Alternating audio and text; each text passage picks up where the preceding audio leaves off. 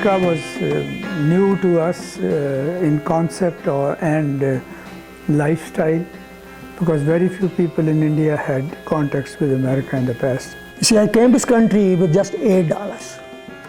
Okay,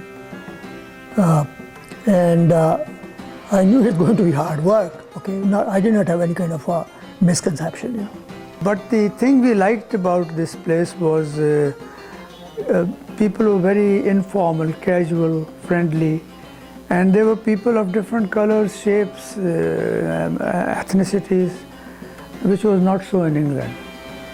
In England, we were looked down upon. We were thought to be ex-slaves, or whatever you call them, and that feeling was not here. I had one aim, that I have to study hard so that I get good grades and don't bring a bad name to my family. Because here and there are stories of people who come to this country, do not do the work they expect to do, and go back empty-handed. So whatever. So the first thing first. Yeah. So anxieties, but hopes. I came with a green card, so I was welcome as a permanent resident here. The only problem was the war in Vietnam was going on, and there was all the doctors had to register to go to Vietnam. They were short of doctors, but I had no problem. I went and volunteered myself. What enabled the Indian community to be, in my opinion, very successful, which is hard work, a focus on education, a commitment to just bettering their community. The purpose is to share the culture with everyone, not just Indian. The value that the Indian American community has brought to the United States and here in North Carolina from an economic perspective, the cultural perspective, the tremendous successes that this community has had, just all across the board in all walks of life.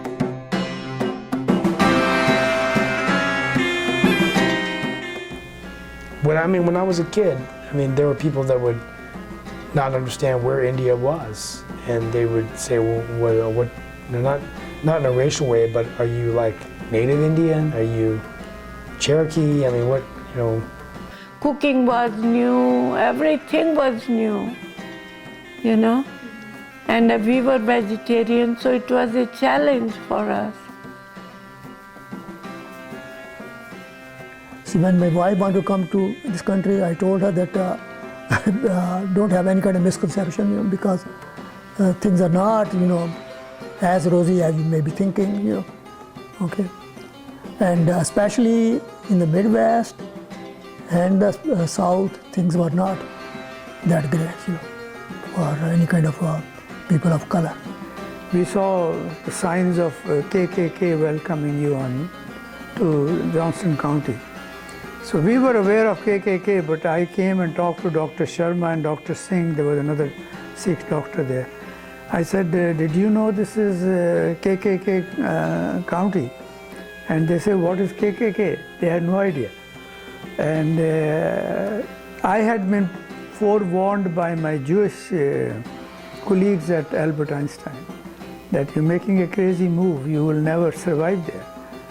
And I said, I'm ready to take that challenge. The thing I remember the most is when I went to school, I'd have all this Indian food with me, and being a vegetarian, it was kind of weird, I was out of place because people would think it was weird that I wasn't eating meat.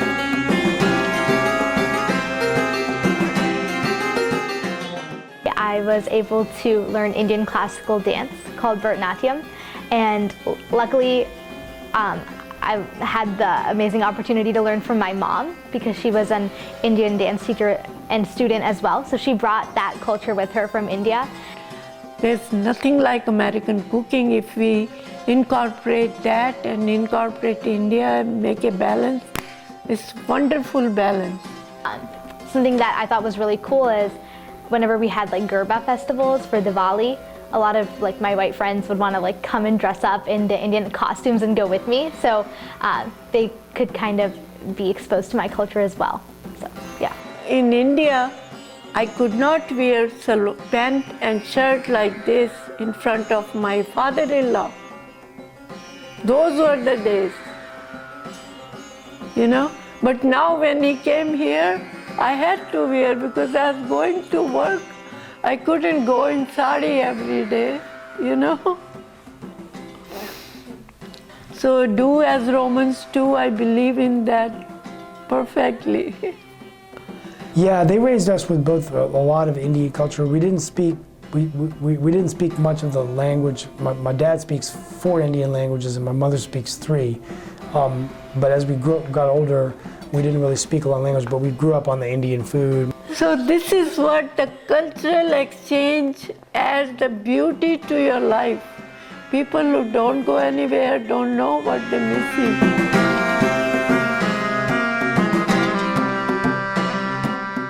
My daughter's, 15. She's getting more interested in politics.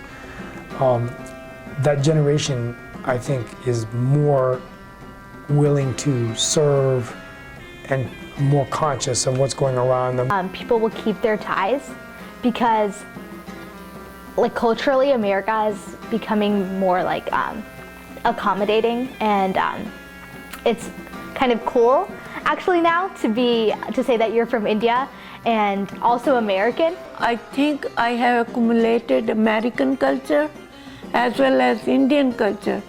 I have the best things from American culture, very dear to me, and best thing from Indian. So I feel I become really good citizen that way. And we found America to be the right place to come for any foreigner from anywhere in the world. And we've had a very good experience of being here.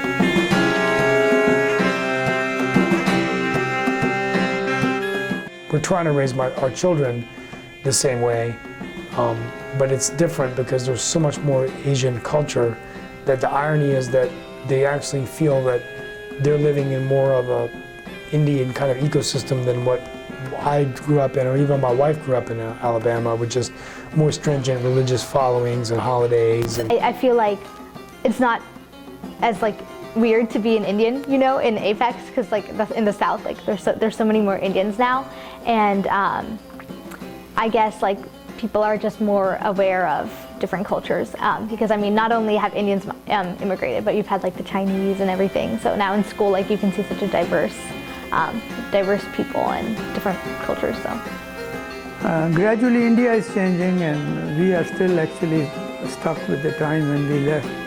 But if you go back to India, which we do regularly, we find that place totally different than what we left. So this place has changed a lot, and it's for good. We're not, Indian American or this American, but we're all American. We come from different places. And I think that's an important lesson I'm trying to teach my own children, because, we want to make sure that we're one community of many different faiths, many different religions, and many different cultures. But we are North Carolina as our homes. People who are honest, hardworking, dedicated, and who love this country are going to be the shapers of this country in a big way. India is the largest democracy in the world, and USA is the oldest democracy. So the oldest and the largest democracy working together can work miracles. That's my prayer and wish and hope.